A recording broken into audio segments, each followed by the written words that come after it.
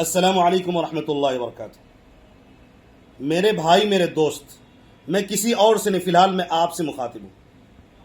آپ نے social media پر پڑھا ہوگا، نیوز میں سنا ہوگا، یا کسی نے آپ کو بتایا بھی ہوگا کہ 24 نومبر کو پٹنہ میں ایک عظیم الشان کانفرنس ہو رہا ہے جمعیت علماء کے زیر اہتمام۔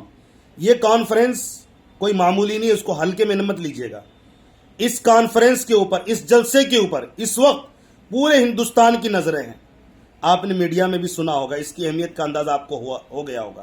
تو یہاں ضرورت ہے ایک ایک مسلمان کو یہاں آنے کی، بہار سے ایک مسلمان یہاں آ جائے، اس جلسے میں شریک ہو۔ عنوان بہت ہی اہم ہے، حساس ہے، وقت کا تقاضا ہے، تحفظ آئین ہند، یعنی ہندوستان کے قانون کی حفاظت، کیونکہ ہندوستان کے قانون کے اندر چھیڑ چھاڑ کرنے کی کوشش جاری ہے۔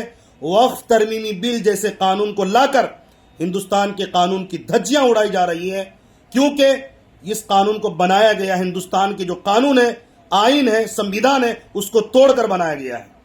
یہ قانون مدرسوں اور مسجدوں پر حملہ کرنے کے لیے اور قبضہ کرنے کے لیے بنایا گیا ہے۔ مدارس باقی ہیں تو دین باقی ہے، اور مساجد باقی ہے تو ہماری عبادتیں باقی ہیں۔ اگر آپ مسلمان ہیں اور بہار میں ہیں، پٹنہ میں یہ کانفرنس ہے، تو آپ اپنے وقت کو نکالیے اللہ کے لیے، رسول کے لیے، مدرسے کے لیے، مسجدوں کے لیے، اسی طرح آئین کی حفاظت کے لیے۔